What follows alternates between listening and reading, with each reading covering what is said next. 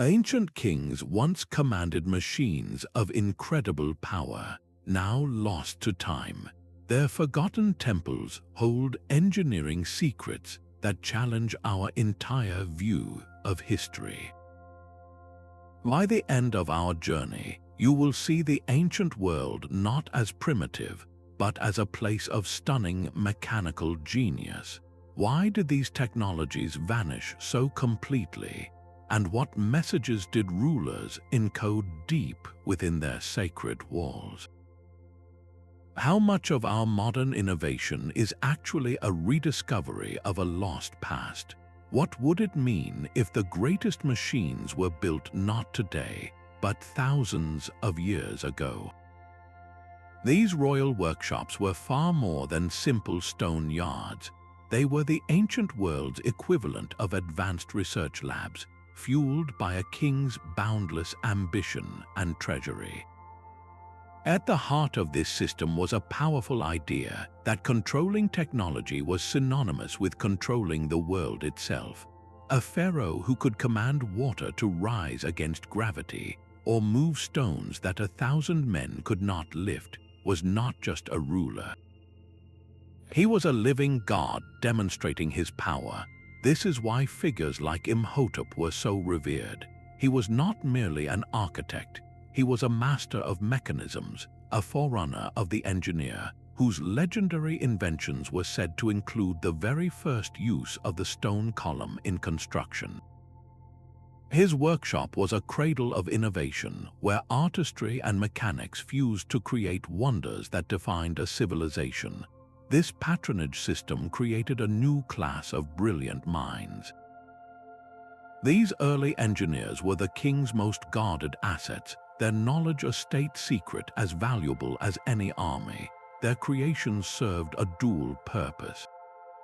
A complex water clock was not just for telling time. It was a declaration that the king could even measure the hours of the sun god. An ingenious system of pulleys and levers used to erect an obelisk was a public spectacle of divine strength. The immense resources poured into these projects reveal a clear pattern, a relentless pursuit of technological supremacy to cement a legacy in stone and bronze. This foundational drive to build the impossible for glory and for control is the very reason we find such sophisticated concepts buried deep within their most sacred spaces. This control over water itself became the ultimate expression of royal power. In the heart of barren deserts, kings commanded hydraulic marvels that seemed to defy nature. Picture an oasis blooming where only sand should exist, a miracle made possible by intricate, hidden machinery. Ancient rulers in Mesopotamia and the Indus Valley mastered this art, building vast networks of canals, sophisticated pumps, and immense reservoirs that sustained entire civilizations. These systems were not out in the open. They were often concealed deep within temple complexes, their operation a secret known only to the priesthood and the king. The technology was astonishingly advanced. Imagine gear systems crafted from bronze and wood, directing water with a precision that would not be seen again for centuries. This mastery of fluid dynamics allowed agriculture to flourish in the most unlikely places, turning sand into fertile land. The legendary hanging gardens of Babylon, if they were real, stand as the ultimate symbol of this prowess, a terraced wonder that must have relied on such hidden pumps and water screws to thrive. Controlling water was not merely an engineering feat. It was the power to control life itself. A king who could summon a river to a dry land was a true god in the eyes of his people. The survival of cities, the wealth of empires, all hinged on this mechanical ingenuity, a truth now largely buried and forgotten beneath the very sands it once conquered. The stars held more than just stories for these ancient kings. They held a blueprint for power. While we often think of sites like Stonehenge as simple celestial calendars, the truth hidden within temple walls is far more complex. These were not passive observatories but dynamic stone computers. Imagine a priesthood that could predict an eclipse not through myth, but by turning a hand-cranked mechanism of interlocking bronze gears. Fragments of such devices, eerily similar to the famed Antikythera mechanism, have been discovered in the vicinity of royal tombs across the ancient world. These were not mere curiosities, they were the crown jewels of a ruler's technological arsenal. A king who could announce the precise moment the sun would vanish possessed an authority that felt truly divine. This knowledge was woven into the very architecture of their sacred spaces. The long, narrow corridor of a temple was not just a path for processions. It was a precision instrument. On the solstice, a beam of sunlight would travel its length, striking a specific point to illuminate a statue or perhaps trigger a hidden counterweight, setting a larger, unseen machine into motion. This mechanical mastery over the heavens translated into direct, earthly control. By accurately tracking planetary movements, a ruler could dictate the optimal time for planting and harvest, securing the food supply and the loyalty of his people. He could schedule a religious festival or launch a military campaign under the most favorable stars, embedding his rule into the cyclical order of the cosmos itself. The universe became a clockwork, and the king held the key to its winding. But the king's command extended beyond the visible world, into the very air his subjects breathed. Walk into the vast hall of an ancient temple, and a whisper spoken at the altar can travel with perfect clarity to the farthest corner. This was no architectural accident. It was a carefully calculated system of sonic control, where the science of sound became a tool of divine theater. Rulers and high priests used these acoustic principles to amplify their voices during sacred ceremonies, creating an aura of omnipresence. It was as if the deity itself were speaking from the stones. In places like the hypogeum of Malta or the deepest chambers of Egyptian tombs, specific low frequencies resonate with extraordinary power. These sounds were not merely loud, they were physically transformative, capable of inducing trance-like states in listeners, blurring the line between the mortal and the divine. Hidden within the walls were sophisticated networks of conduits and resonating chambers, acting as ancient microphones and speakers. A king could retreat to a secluded room and have his voice emanate from a statue or an empty throne, a disembodied command that must have felt utterly supernatural to those who heard it. This mastery of acoustics even extended to the instruments used in ritual.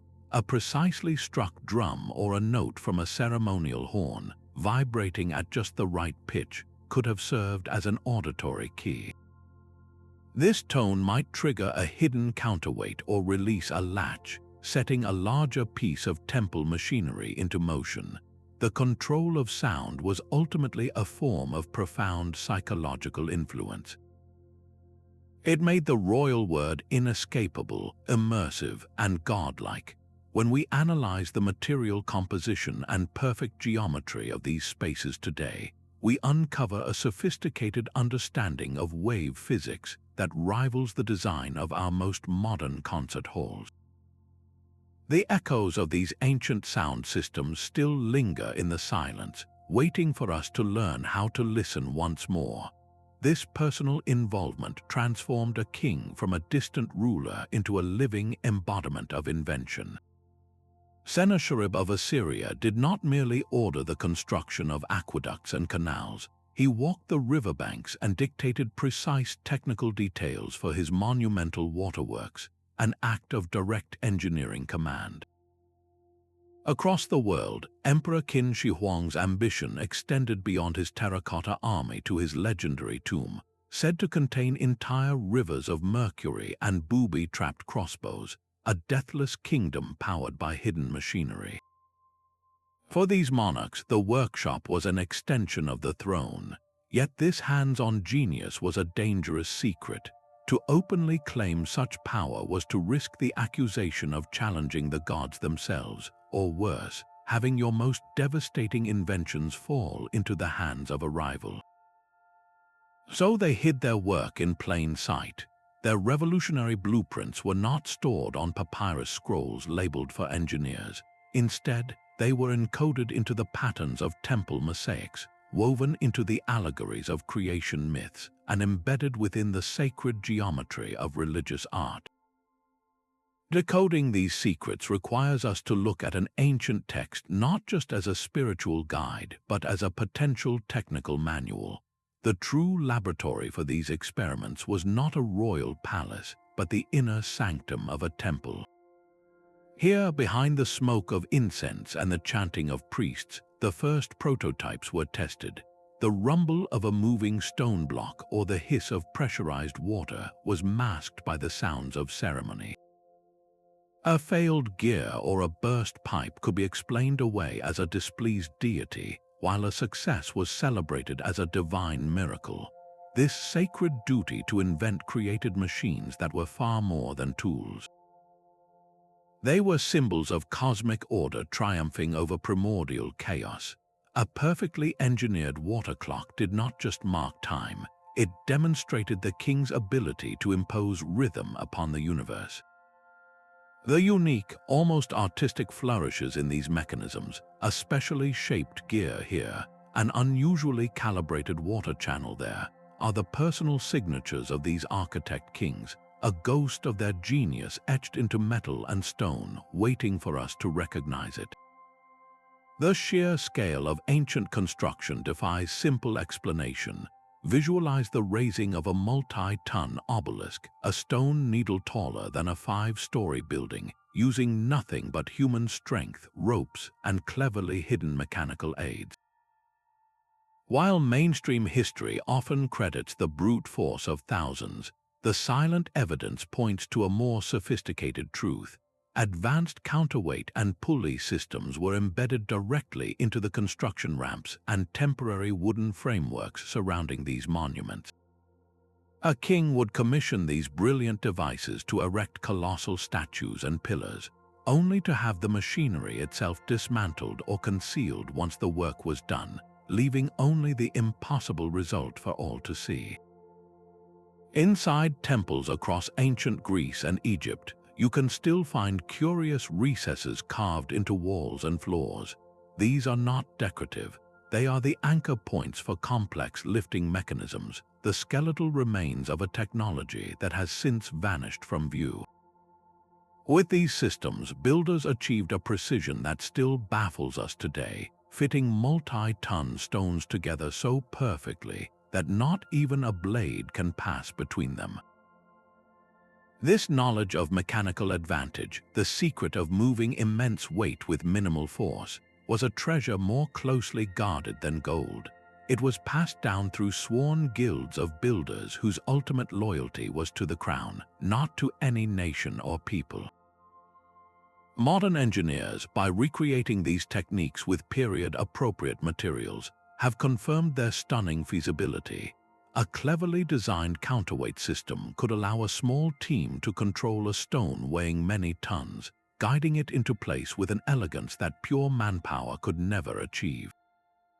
Yet the full scope of their application remains just out of reach. The silent, seamless testimony of these megaliths stands as a permanent challenge to our assumptions, pointing to a hidden chapter in engineering history where the crane was invented, used to perfection, and then deliberately forgotten, leaving only the stones to tell the tale. The true genius of these kings is frozen in metal, not just stone. Deep within sealed temple vaults, archaeologists have uncovered objects that defy everything we know about ancient capabilities. The most famous is the Iron Pillar of Delhi, a massive column that has stood for over 15 centuries without a single speck of rust. This is not a miracle, it is metallurgy of such sophistication that it was lost for 1,000 years. Ancient rulers possessed formulas for creating alloys with properties we struggle to explain, metals that were exceptionally durable, strangely flexible, or resistant to corrosion in ways that modern science is still working to understand. These were not just for show, they were the critical components in the most sacred royal machinery. Imagine a complex orrery, a model of the solar system, crafted from interlocking gears of gold and a mysterious, non-tarnishing copper alloy, its movements precisely tracking the planets for generations. Or consider ceremonial automata, self-moving statues of gods, powered by intricate systems of bronze springs and levers that required metals of perfect consistency and strength to function. The creation of these substances was a secret as protected as any state secret. The master smiths who knew the recipes were bound by sacred oaths, their knowledge passed only to a chosen few within temple workshops. The very sourcing of the ores was a matter of royal decree. Kings controlled remote mines, their locations a closely guarded secret, and the entire output of these rare materials was reserved exclusively for the crown's most ambitious projects. To achieve such feats, the temple furnaces themselves must have been far more advanced than we ever assumed. How did they reach the immense temperatures needed to work such pure iron or complex bronzes? The answer likely lies in sophisticated bellows systems, perhaps powered by water wheels or teams of men, and insulation techniques using special clays that created a heat intense enough to rival small modern forges. Chemical analysis of these artifacts often reveals traces of rare elements, like phosphorus in the Delhi pillar or platinum in South American artifacts. This points to a sprawling, king-managed global trade network, a silent exchange of materials across continents, all to fuel this royal obsession with perfect metal. For a pharaoh or an emperor, a rustless iron pillar was more than a monument. It was a declaration of ultimate authority. It said, "I have mastered the very treasures hidden within the earth. I have commanded fire and ore to unite into something eternal." This royal alchemy, blending raw power with advanced science, created a legacy that still drives materials research today. Laboratories around the world are trying to reverse engineer these ancient alloys, seeking the lost recipes that could lead to stronger, more durable metals for our own time. In a very real sense, the quest of the ancient king to forge the unbreakable and the everlasting continues in our most modern labs. The temple was never just a building. It was a single, breathing machine. Every stone, every passage, every carved symbol was a component in a grand, integrated system designed to harness the forces of nature itself. The alignment of a doorway was not merely for grand entrances. It was a precision instrument calibrated to capture the first ray of the solstice sun and channel it like a laser beam down the central corridor to ignite a ceremonial flame or illuminate a hidden altar. Beneath the polished floors, a network of underground channels did more than drain rainwater. These conduits directed water with meticulous pressure to drive hidden water clocks or to fill ceremonial pools at a predetermined rate, turning the flow of a river into the ticking of a divine timepiece. This was the sacred blueprint in action, a collaboration between a king's visionary ambition and a priesthood's guarded knowledge. They encoded fundamental engineering principles into what we call sacred geometry. The precise mathematical ratios governing a temple's layout, like the famous golden mean, were not only for aesthetic beauty. These proportions were proven to enhance structural stability against earthquakes and to amplify specific acoustic frequencies, making a whisper from the high priest resonate with godlike authority throughout the entire hall. Hidden chambers, often inaccessible to all but the initiated, housed the clockwork that animated the entire complex. In a place like Angkor Wat, the vast temple is a mirror of the Hindu cosmos, but it is also a sophisticated hydrological machine. Its moats and reservoirs managed water on a colossal scale, controlling the monsoon rains for the entire region, a function as spiritual as it was practical. During the most sacred ceremonies, this integration allowed the temple to truly come alive. A statue, counterbalanced by hidden weights, might appear to move on its own. Channels would release perfumed water into fountains at the climax of a prayer. Shafts of light would strike specific points in a choreographed dance of stone and shadow. This multisensory experience was not mere theater. It was the ultimate expression of royal power, demonstrating the king's unique ability to harmonize the raw power of nature with the divine order of the cosmos. To walk through these ruins today is to stand inside the skeleton of a magnificent engine. The gears are silent, the water is still, but the design remains. We are only just beginning to learn how to read its blueprints, to see past the worn stone and recognize the dynamic system that once pulsed with life, waiting for the right key to turn in the lock. The ground beneath these sacred temples was not merely a foundation, it was a source of immense power. In the volcanic lands of ancient Rome and across the kingdoms of Mesoamerica, kings learned to tap the planet's own fiery heart. They engineered hidden conduits that channeled geothermal steam directly into their palaces and temples. This was not magic, but a masterful application of environmental engineering. Imagine a royal bath complex where the water was perpetually heated, not by 1,000 slaves gathering wood, but by a network of pipes running deep into hot rock. The steam rising from these pools was a visible sign of the king's command over the very forces of creation. In some cases, this pressurized steam may have even been used to drive simple turbines, powering mechanisms that rotated statues or produced sounds to awe worshippers. The most dramatic applications created artificial geysers, timed to erupt during a ceremony, a spectacle that must have convinced any observer of the ruler's divine connection. These systems were brilliantly camouflaged. A steaming fissure might be framed as a sacred portal to the underworld. A naturally heated spring used for ritual purification was, in truth, a functional node in a vast hidden energy grid. This network drastically reduced the reliance on human labor, freeing a king's subjects for other grand projects, all while making the temple seem self-sustaining, a true miracle of engineering.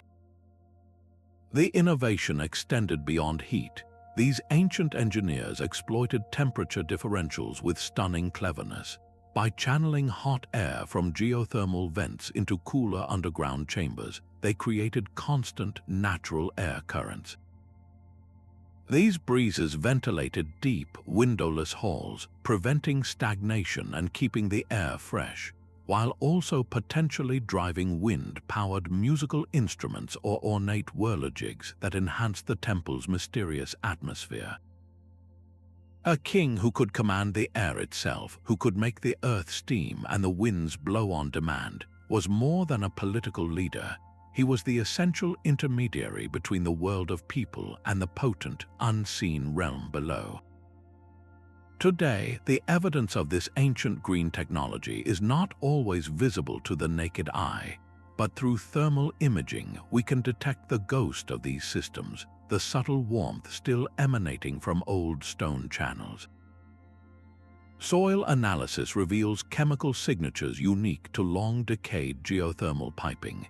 These findings paint a picture of a civilization that worked in harmony with the planet's energy, a concept we are only now relearning.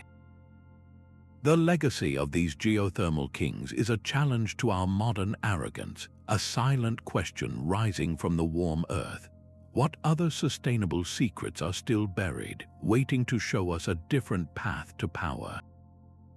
A king's command was only as strong as the secrecy of his words. Across the sprawling empires of antiquity, rulers developed a new class of machine, one that dealt not in physical force but in the power of hidden information. These were the cryptographic devices, intricate mechanisms designed to encode and decode the most sensitive messages. The Spartan cytail, a simple rod around which a leather strip was wound, is a well-known example. But in the sealed treasuries of Egyptian tombs, archaeologists have found far more complex objects, bronze cipher wheels with rotating discs marked with symbols.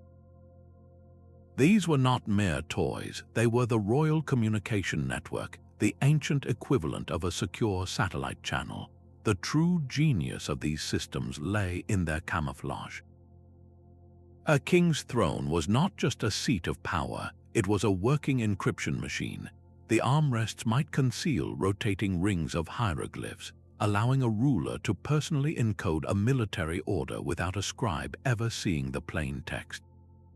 A ceremonial altar used for public offerings could have a section that slid away, revealing a complex grid of symbols used to decipher a report from a distant governor. This integration into sacred furniture provided the perfect cover. Who would suspect that the very object at the heart of religious ritual was also the linchpin of state security? Operating these devices required a specialized knowledge that was itself a closely guarded secret. Trusted officials and the high priesthood were taught the specific sequences, the alignments of gears or the turning of discs that transformed a public proclamation into a private command. This created a physical layer of security long before complex mathematics were used for codes. You could not simply steal a scroll, you needed the machine itself and the knowledge to work it. Some theorists propose that the elaborate, seemingly random carvings covering temple walls are not art at all, but are in fact coded schematics. The precise arrangement of symbols, animals, and gods could be a technical manual, instructing the initiated on how to assemble a hidden water pump or operate a celestial tracking device. This mechanical approach to cryptography was born from necessity. In an empire where a message could take weeks to deliver by horseback or ship, its security was paramount. An intercepted command to move troops or a decoded plan for a new tax could mean the difference between stability and rebellion. The king's ability to communicate in absolute secrecy was the silent thread that held his vast domains together. The legacy of these ancient systems is all around us today.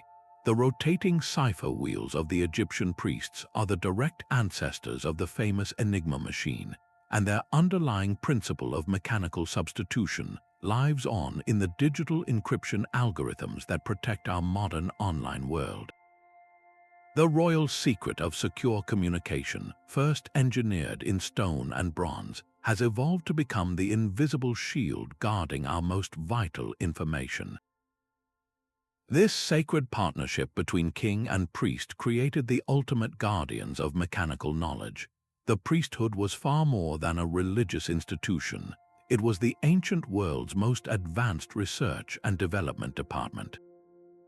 Its members were not simply spiritual leaders, they were the master engineers, the astronomers, and the metallurgists who turned a monarch's vision into a tangible, working reality. Their training was intensely rigorous, grounded in the precise languages of mathematics and sacred geometry. These were not abstract studies, but practical tools for calculating the precise angle of a water channel or the structural load of a colossal arch. This knowledge was a sacred trust protected by layers of secrecy. An initiate would not find his lessons written in a book. Instead, they were passed down through oral tradition and hands-on apprenticeship within the temple's innermost chambers. A young priest might spend years learning the intricate gear sequences of a celestial computer before he was ever allowed to operate it during a public ceremony.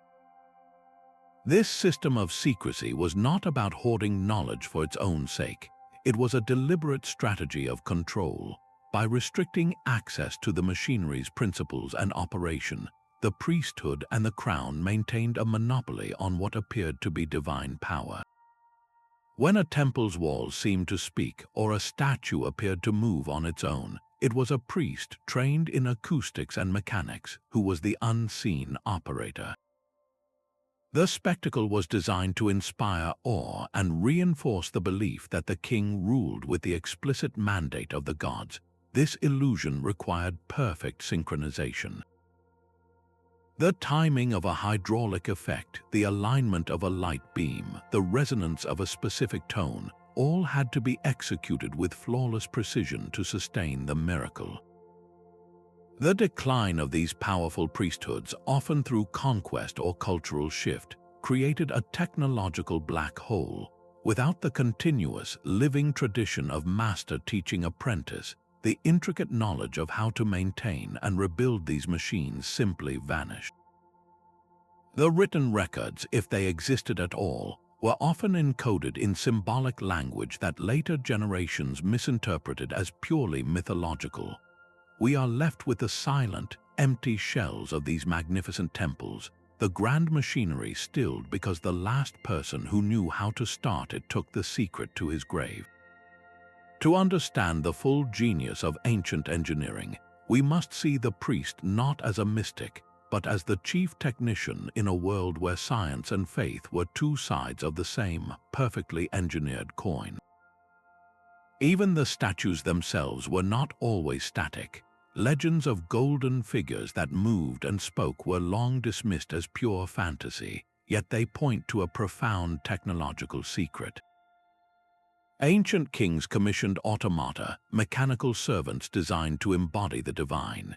In the court of King Solomon, stories tell of mechanical animals that walked and statues that sang, their voices likely produced by clever systems of bellows and reeds hidden deep within the temple walls. These were not mere decorations, they were the ultimate royal spectacle, a physical demonstration that the king could command life itself. A worshipper entering a sacred space might witness a bronze hand rising in blessing or hear a pronouncement from a stone god's mouth.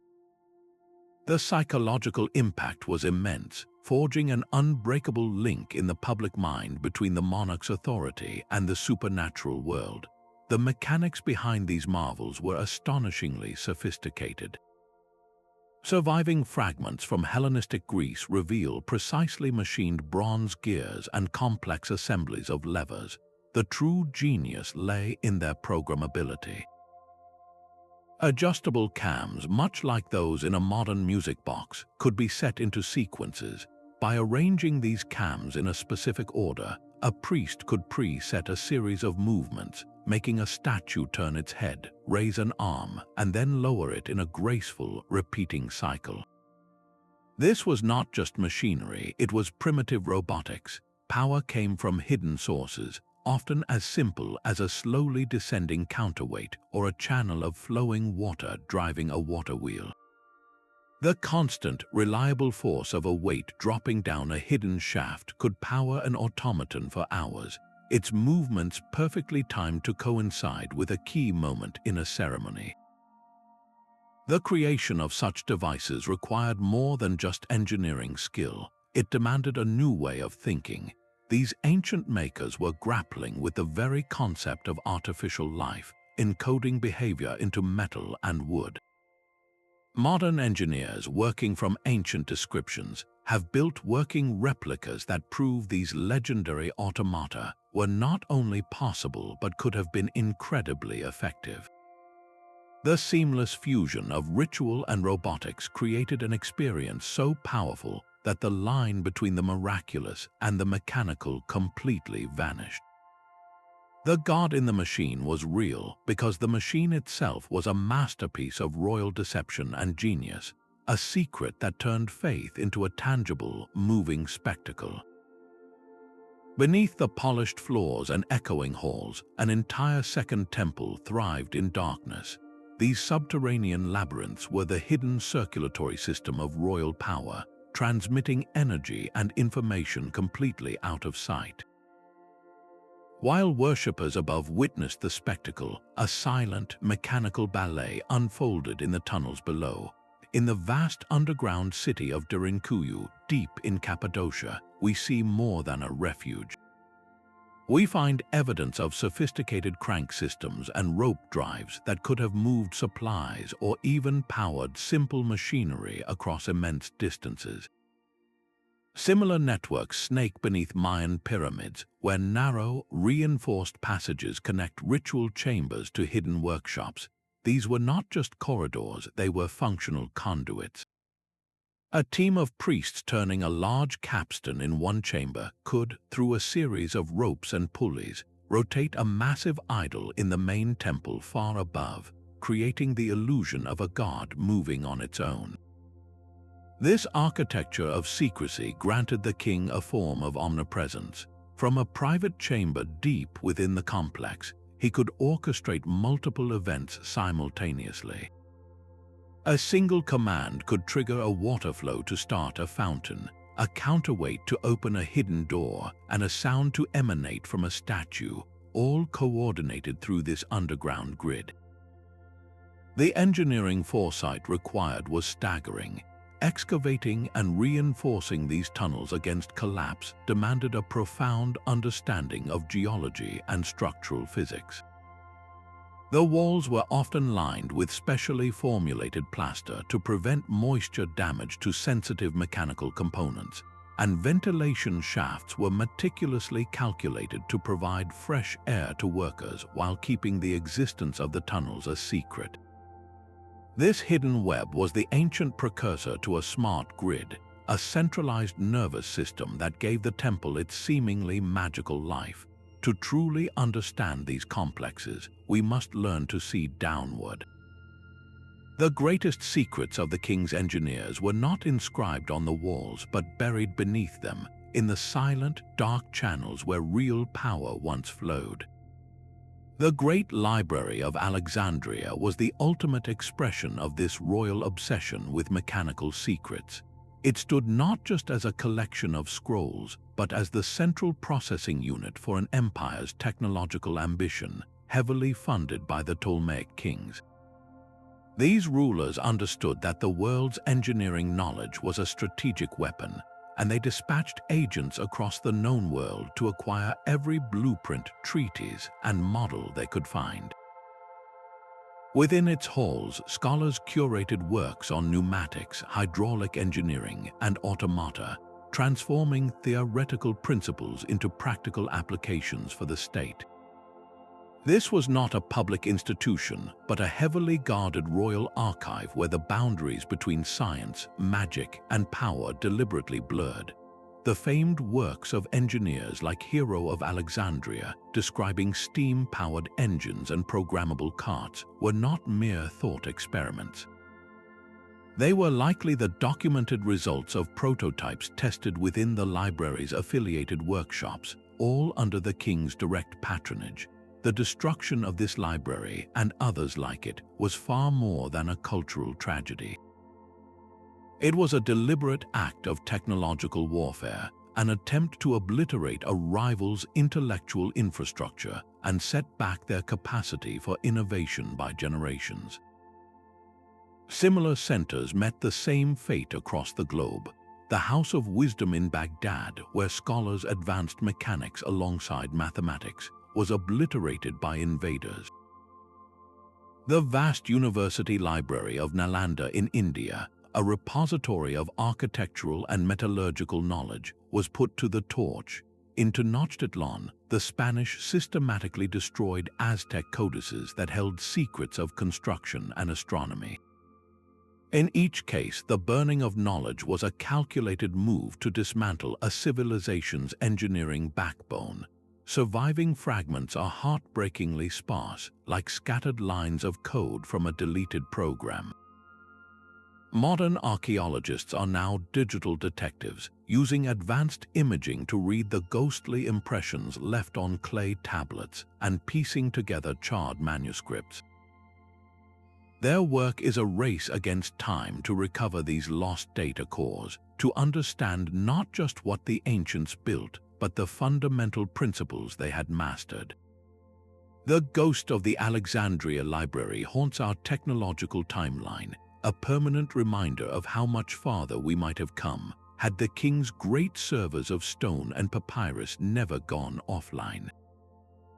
Light itself became a tool for kings to sculpt reality. Within the sacred darkness of a temple, A statue might suddenly glow with an unearthly radiance, or a deity's form could materialize from a beam of sunlight, speaking words that seemed to come from nowhere. These were not supernatural events, but the result of meticulously engineered optical systems hidden within the very fabric of the building. Rulers and their priest engineers employed principles of reflection and refraction with stunning sophistication, creating illusions that blurred the line between the mortal and divine realms. Concealed in upper galleries or within false columns, they installed devices like the camera obscura. This simple box with a tiny pinhole could project a perfect, inverted image of the outside world onto a wall inside the temple. During a ceremony, the image of a priest speaking in a hidden chamber could be cast onto a cloud of incense, creating a floating, ethereal apparition that appeared to address the congregation directly. The precision required was extraordinary. Mirrors of polished bronze or silver were arranged in complex arrays, calibrated to catch the first ray of dawn and bounce it through a series of reflections, ultimately striking a single, specific point on an altar at the exact moment a prayer was completed. This mastery of light was perceived as a divine attribute, a direct manipulation of the substance of creation. In some cultures, large crystal lenses or expertly polished obsidian discs were used to focus sunlight into a needle-sharp beam of incredible heat.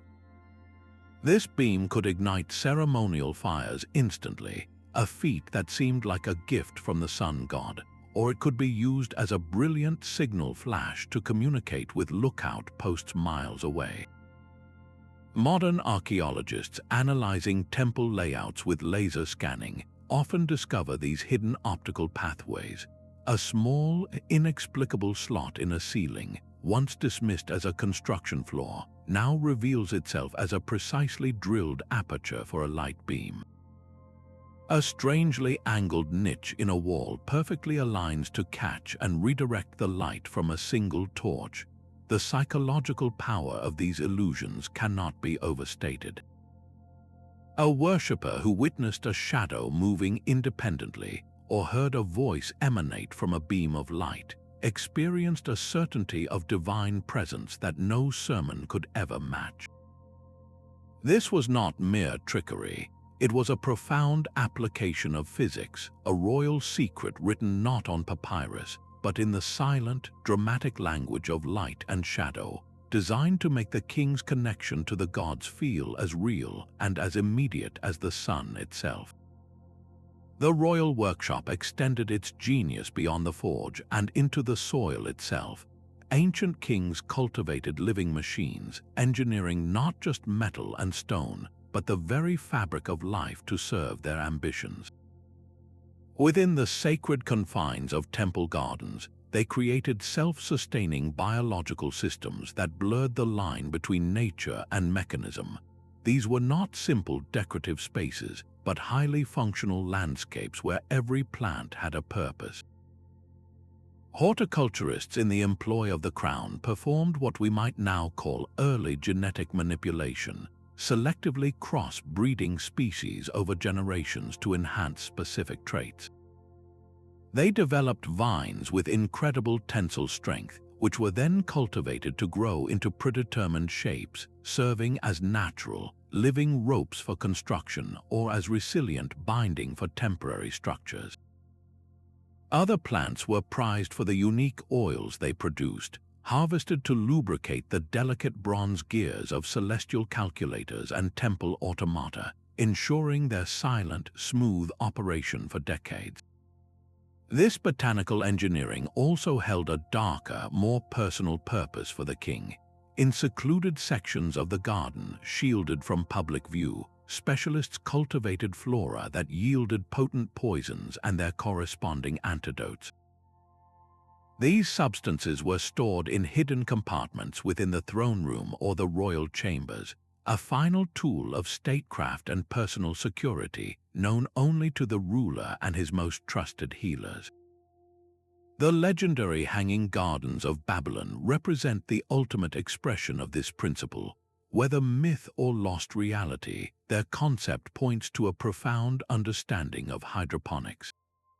Imagine a towering ziggurat where plants flourished not in earth, but in a continuously circulating stream of nutrient-rich water, lifted by hidden screw pumps through a closed-loop system. This was not mere irrigation, it was a sophisticated capillary network, a garden that functioned like a living organism. The true power of these designs was their sustainability. A vine rope once harvested would grow back. An oil-producing shrub would flower again the next season. This created a renewable resource engine that required minimal human intervention to maintain the temple's complex machinery. The legacy of these royal biotechnologies is quietly embedded in our modern world. The principles of permaculture and sustainable agriculture echo the closed-loop systems first perfected in these sacred spaces, where waste from one process became fuel for another. The garden was the king's ultimate statement of control, a declaration that he could command life to not just bloom, but to build, to lubricate, to heal, and to protect. It was a machine that grew, a technology powered by the sun and the rain, whose most intricate components were roots, leaves, and stems. The ground itself could be a king's most formidable enemy. In lands where the earth regularly shook, these rulers faced a unique challenge: how to protect their most sacred and technologically advanced structures from total destruction. Their solution was a hidden system of seismic dampers, engineering secrets woven directly into a temple's bones. While modern buildings might rely on rigid strength, ancient engineers understood a more fluid principle. They designed foundations that could move. In Peru, at sites like Machu Picchu, massive stone blocks were not simply stacked. They were often set on polished stone slabs or surrounded by layers of gravel, creating a base that allowed the entire structure to slide and shift during a tremor rather than crack apart. This was not a primitive technique. It was a sophisticated application of physics, dispersing the earthquake's violent energy horizontally, preventing it from traveling upwards to shatter the delicate machinery housed within. The stonework itself was a marvel of flexible design. Walls were built with interlocking blocks, their joints filled with a special, pliable mortar that could absorb vibration. In ancient Japanese temples, complex wooden frameworks used elaborate joinery that acted like a shock absorber, allowing the building to sway as a single, resilient unit. At the heart of these structures, hidden in attics or subterranean chambers, were massive counterweights. These suspended stone blocks would swing in opposition to the building's movement, acting as a giant pendulum to counteract the seismic force and bring the temple back to center. The precision behind these systems reveals a deep, long-term observation of seismic patterns. Generations of priest engineers would have recorded the frequency and intensity of quakes, using that data to refine their designs over centuries. This accumulated knowledge was then encoded into the very symbolism of the temple. A foundation carved in the shape of a coiling serpent was not merely a religious motif. It was a functional analogy representing a structure that could flex and writhe with the moving earth, absorbing the shock just as a snake moves across unstable ground. For the people, a temple that stood unshaken through a devastating earthquake was the ultimate proof of their king's divine favor. He was not just a man who built walls. He was a ruler who could command those walls to defy the planet's fury. Today, as modern engineers struggle to protect our cities, they are turning back to these ancient solutions. The principles of base isolation and flexible joints, now implemented with advanced polymers and steel, are direct descendants of the royal safeguards first perfected in stone. The enduring silence of these ancient temples holds a profound lesson in resilience, a reminder that the best defense against chaos is not always rigidity, but a calculated, intelligent flexibility. A king's most brilliant machine was the system that preserved his knowledge, and it was often the first thing shattered when his dynasty fell. The stability of a single ruler, with his boundless ambition and deep treasury, was the essential fuel for this ancient technological revolution.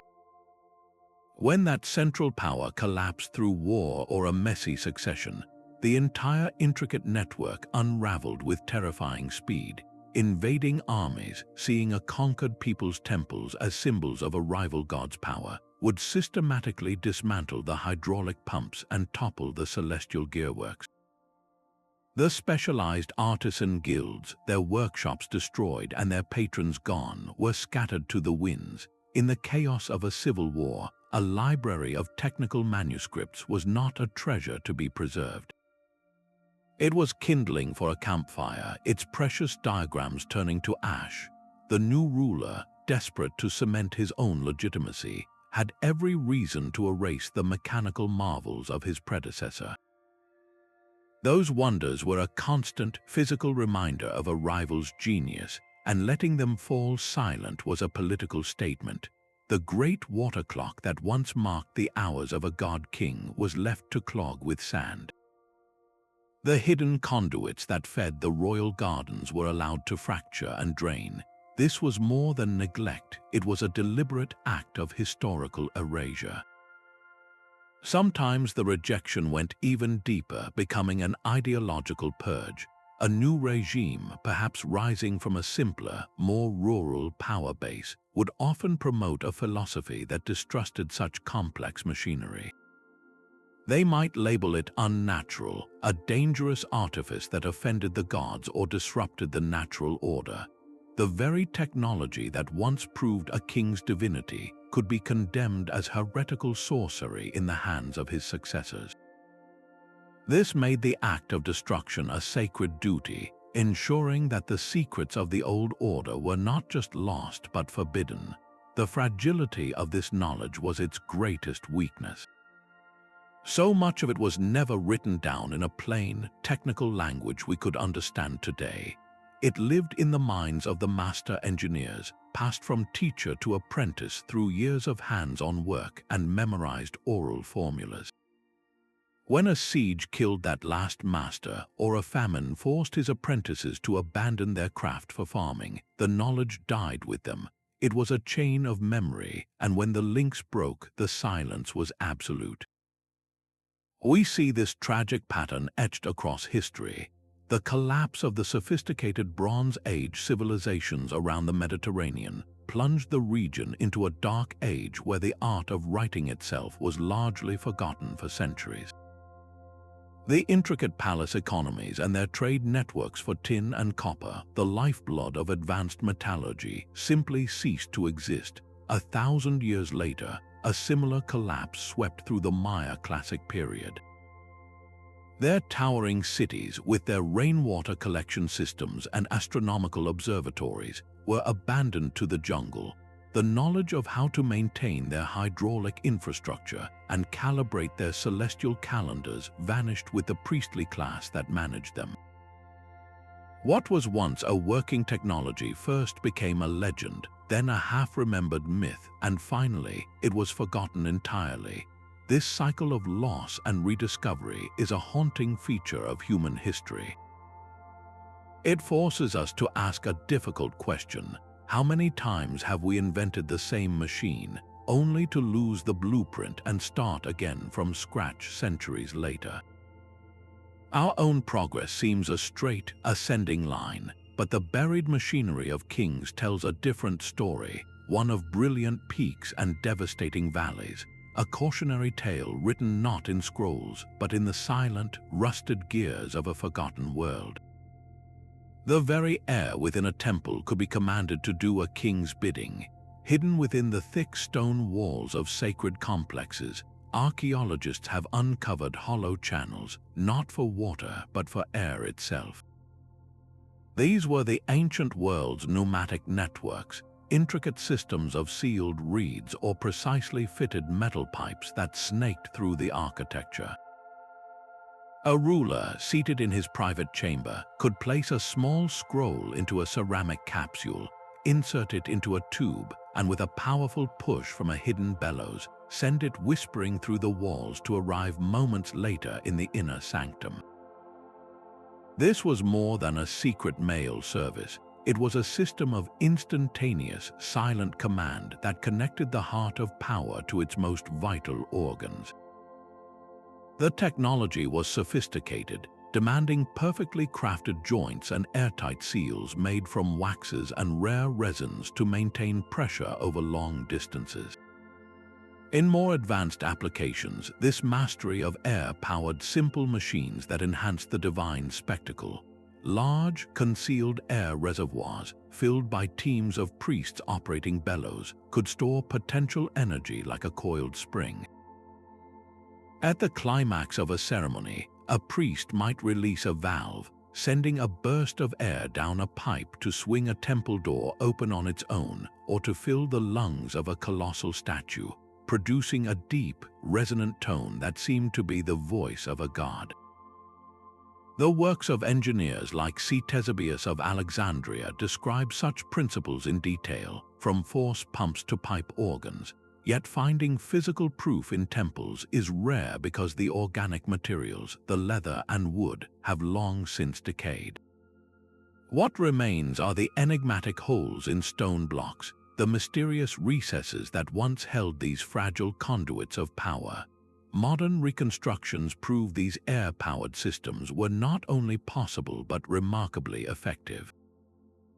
A simple pneumatic device can open a heavy door with an ease that feels like magic, confirming that the breath of the gods was often a carefully engineered gust of air. This invisible force, harnessed and directed, made the temple itself seem like a living, breathing entity, its every sigh a demonstration of the king's ultimate authority over the unseen world. A king's influence could reach across the seas, guided by the silent pull of the earth itself. Long before the magnetic compass became a common tool, royal engineers were already harnessing the power of lodestones, crafting secret navigation devices that gave their fleets an unmatchable advantage. These were not simple pointers. They were intricate instruments often sealed within ornate bronze cases, their needles of magnetized iron floating on water or suspended from silk threads. The exact mechanism was a state secret, guarded as fiercely as any battle plan, because the king who could guide his ships through fog and starless nights held the keys to trade routes and new empires.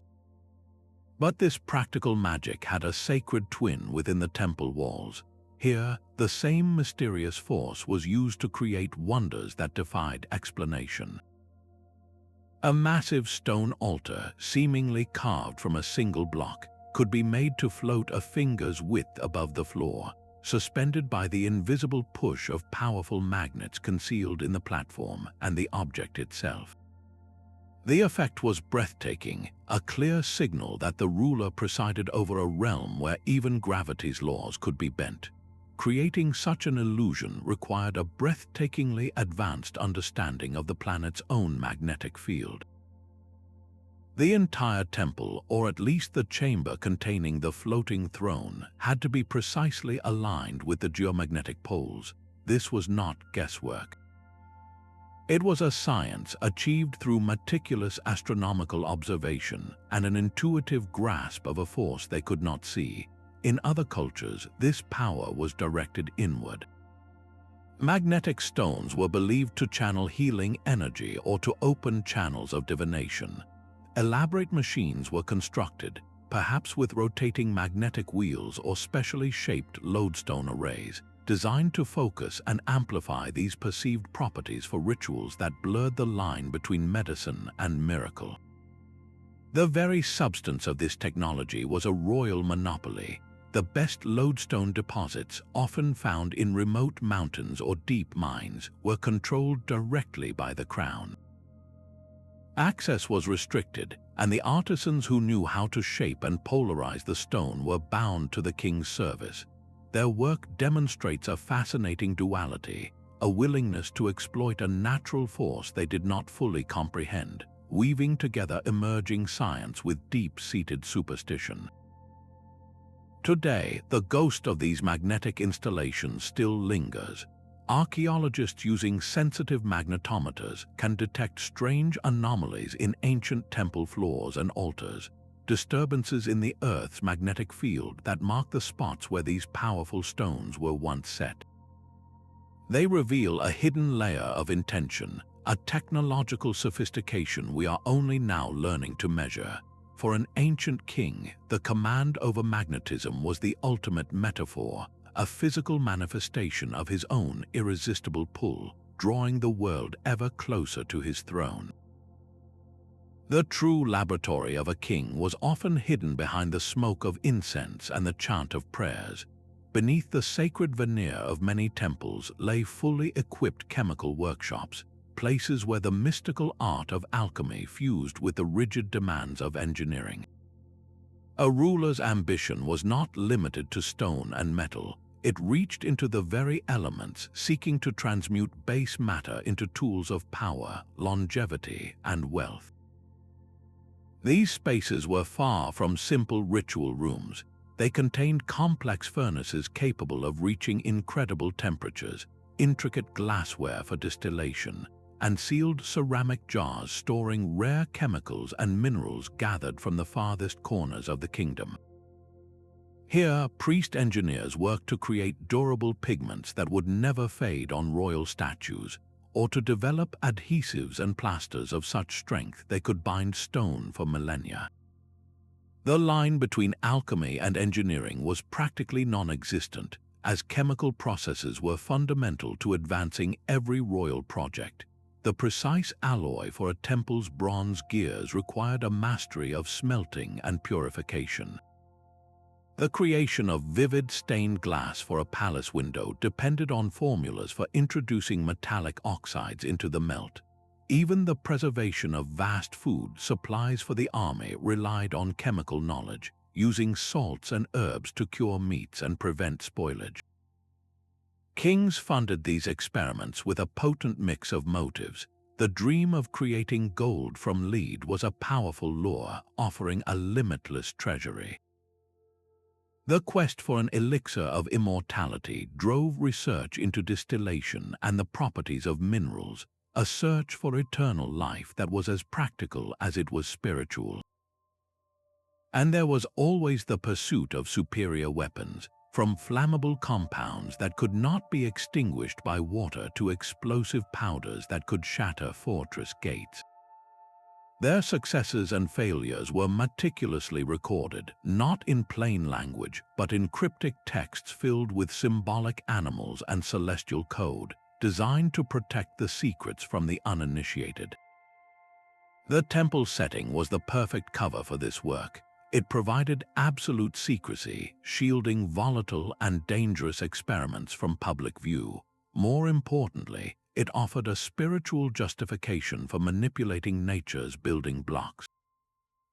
To alter matter was to imitate the God's act of creation itself, a sacred duty that sanctified the quest for power.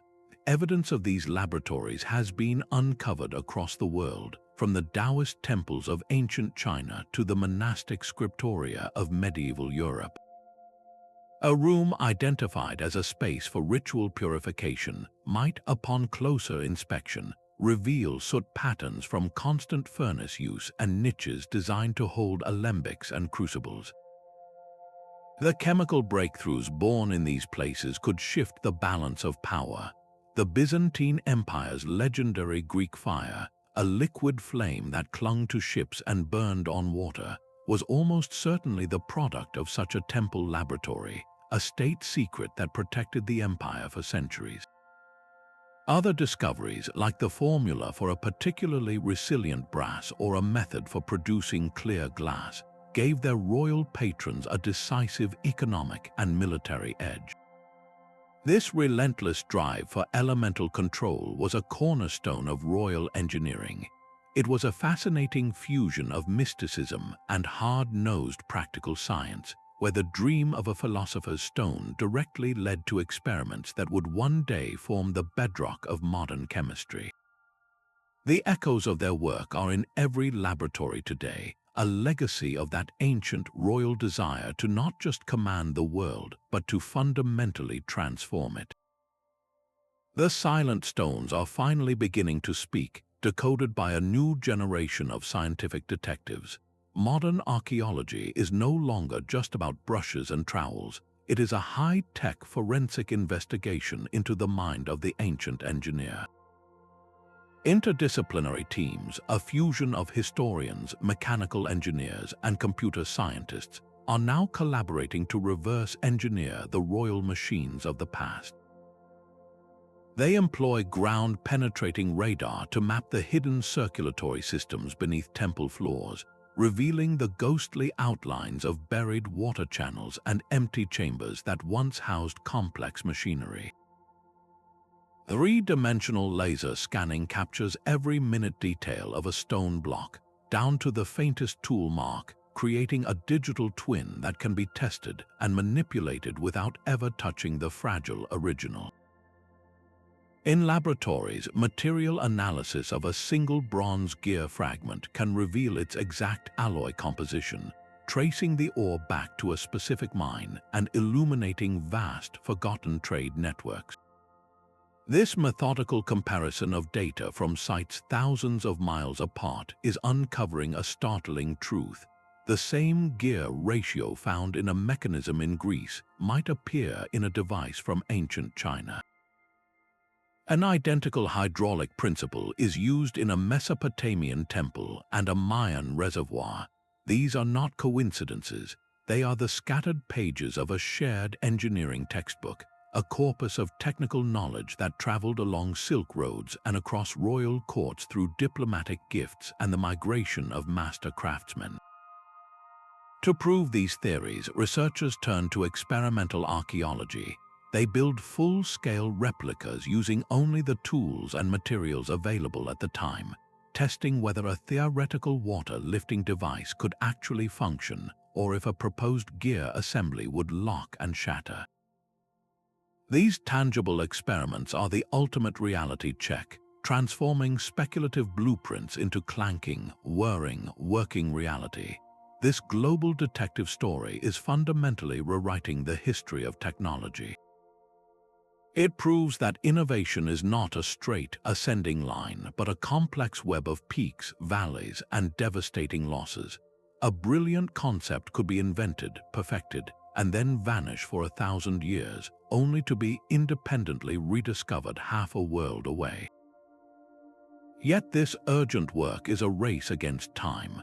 The very sites holding these secrets are under threat from rising sea levels, intensifying weather, and the relentless spread of urban development. Each temple lost to a new highway or each artifact crumbled by acid rain is a data point gone forever, a chapter torn from the Royal Engineering Manual. The recovery of this lost wisdom, however, is far more than an academic exercise. The passive cooling systems of ancient Persian wind catchers, the seismic flexibility of Incan stonework, and the sustainable water management of Angkor Wat offer powerful lessons for our own challenges with climate change and disaster resilience. We are not just uncovering the past, we are mining it for a more resilient future. The ghosts of the kingly engineers are no longer silent. Their buried blueprints are becoming a vital guide, pointing us toward solutions we had, in fact, invented long ago. A low rumble, felt more than heard, could ripple through the sacred spaces of a king, a vibration designed not to inspire awe but to instill primal fear.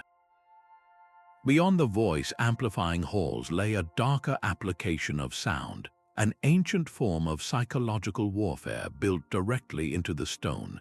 In certain temples, narrow corridors were not just passages but resonant chambers, engineered to amplify specific, unsettling frequencies. The wind itself could be conscripted as a soldier, forced through specially shaped flutes and conduits in the temple's upper structures to produce a constant, mournful wail that frayed the nerves of anyone who heard it for too long. This was sonic control with a deliberate edge, a deep, resonant tone perhaps generated by striking a massive suspended slab with a ceremonial mallet. could vibrate through the chest cavity of every person in the courtyard, creating a palpable sense of anxiety and physical discomfort. The famous chirping echo at Chichen Itza's pyramid, which mimics the call of the sacred Quetzal bird, shows a playful side of this science, but the same principles could be weaponized. Imagine a ruler confronting dissent within his court. With a discreet signal, a priest could trigger a hidden mechanism, releasing a sound so dissonant and low that it caused disorientation and vertigo, making coordinated thought or rebellion feel impossible. The study of these phenomena, known as archaeoacoustics, is now mapping these acoustic hotspots, revealing how entire structures were tuned like musical instruments to certain notes that manipulate human perception. The engineering behind this was phenomenally precise. It required an empirical understanding of resonance, knowing exactly how to shape a wall or position a column to trap and amplify a chosen frequency. For a king, this was the ultimate demonstration of power over the unseen. He could command the very air to unsettle his enemies, to break their will without a single arrow being fired. It made resistance seem not just dangerous but unnatural, as if the gods themselves rejected it. The lingering echoes in these ancient ruins are not mere acoustical curiosities. They are the ghost of a royal strategy, a technology of influence written not in stone, but in the invisible, unforgettable waves of sound. Even the air inside a king's temple could be commanded to obey. In the blistering heat of the desert or the deep chill of a mountain winter, these sacred spaces maintained a perfect, eternal spring. This was not a miracle, but a masterpiece of passive thermal engineering, a climate control system built directly into the stone that required no fuel and produced no smoke. The kings who ruled extreme environments understood that to defy the elements was to command them, and their temples became living proof of this power. They employed techniques like the tram wall, a deceptively simple feature where a massive, dark-colored stone wall sat behind a layer of glass. This wall would absorb the sun's heat all day long, and then, as the cold night descended, it would slowly radiate that stored warmth into the inner sanctum, ensuring that rituals could continue in comfort long after the sun had set. In the scorching plains of Mesopotamia, the same principle worked in reverse. There, architects designed underground cooling tunnels known as qanats. These channels would draw in cool night air from the highlands, guiding it through the earth and into the temple's foundation. As the air traveled, it was chilled further by the surrounding soil, creating a constant, gentle breeze of refreshingly cool air that flowed through the halls, a stark contrast to the oppressive heat outside. For the most sensitive royal machinery, this stable temperature was essential. Intricate bronze gear assemblies for tracking the stars or precise water clocks could be thrown into disarray by the expansion and contraction of metal in fluctuating heat. A temple that maintained a constant climate was not just about human comfort, it was a protective shell for the king's most advanced technological assets. In colder northern realms, kings adopted systems like the Roman hypocaust. Beneath the polished marble floors of a temple, a network of raised pillars created a hollow space. A furnace, stoked by attendants in a separate service room, would send hot air and smoke coursing through this subterranean labyrinth, warming the entire floor above. The heat would then rise through specially designed cavities within the walls, ensuring that even the tallest statues were kept free of frost. The efficiency of these systems reveals a deep, accumulated wisdom, an understanding of thermodynamics refined over centuries of careful observation. A king who could make his temple a sanctuary of perfect weather, regardless of the harsh conditions outside, was seen as a true master of nature. His divine mandate was written not just in scripture, but in the very comfort of the air his priests breathed. Today, as we search for sustainable solutions to our own energy challenges, we are looking back to these ancient methods. The principles of passive solar heating and geothermal cooling, perfected in these royal workshops, are being rediscovered and integrated into modern green architecture.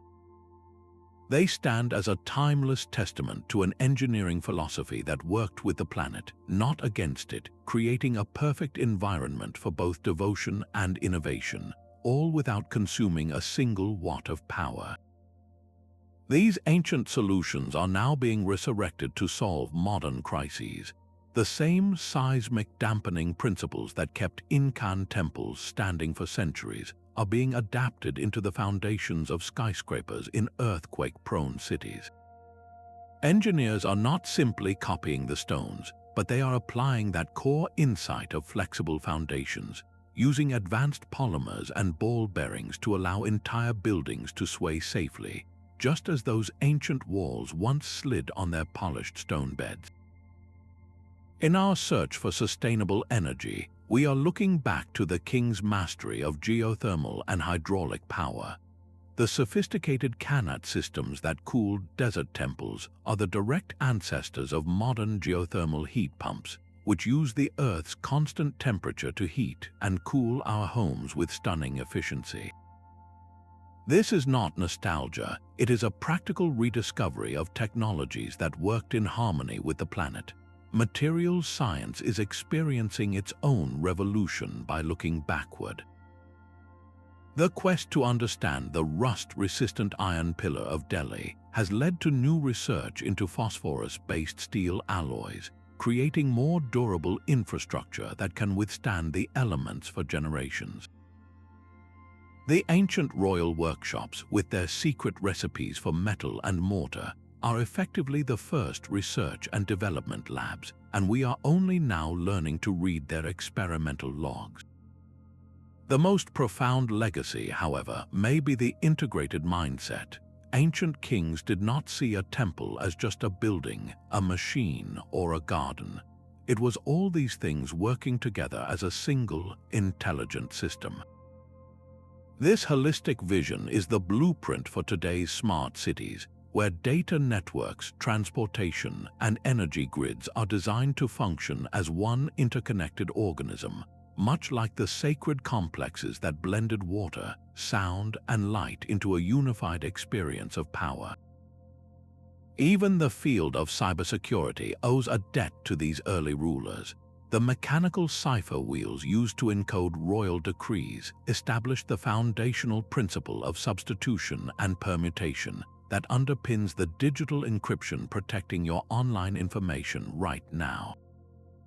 The king's need for absolute secrecy in communication is the same force that drives the development of unbreakable codes today. This ongoing dialogue between past and future enriches our entire approach to innovation. We are learning that the most elegant solutions are often not new inventions but rediscoveries.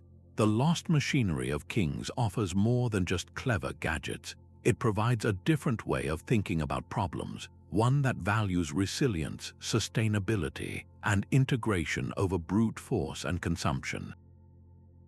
Their forgotten blueprints are becoming a vital guidebook, showing us that the answers to some of our most pressing modern challenges were etched into stone and metal thousands of years ago, waiting for us to become wise enough to understand them again.